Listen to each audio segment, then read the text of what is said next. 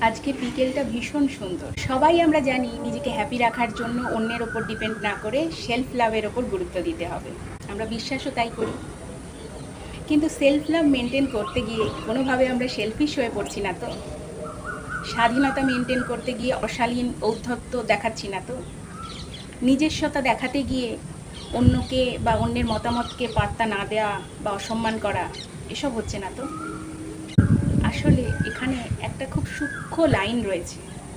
রুচিবোধের কোনোভাবেই ফ্যামিলির বাচ্চা, বয়স্ক বা যে কোনো মানুষের যত্ন থেকে বিরত হয়ে নিজেদেরকে অর্থহীন কাজে ব্যস্ত রাখাটা সেলফ লাভ নয়। কিংবা ব্যাকডেটেড মানুষকে শোধরানোর জন্য তর্কে লিপ্ত হওয়া, অপমান করা, সেটাও সেলফ লাভ নয়। কারণ লাভ কথাটার সাথে রেসপেক্ট কথাটা জড়িত। যে কাজে আমরা নিজেদেরকে রেসপেক্ট করতে পারবো না, স্যাটিসফাই করতে পারবো না, সেখানে সেলফ লাভ আসবে কোত্থেকে? তাই আমাদের থট প্রসেসটা একটু বদলাতে হবে। We have good souls. আমরা সৎ পথে হার্ডওয়ার্ক করে জীবনযাপন করি। আমরা বাড়িতে এবং বাইরে যে যুদ্ধটা করি সেটা আনকন্ডিশনাল। সে সামাজিকভাবে প্রতিষ্ঠা পাই বা না পাই, কাছের মানুষ অ্যাপ্রিসিয়েট করলে অবশ্যই সেটা আমাদের এক্সট্রা বোনাস পয়েন্ট হবে।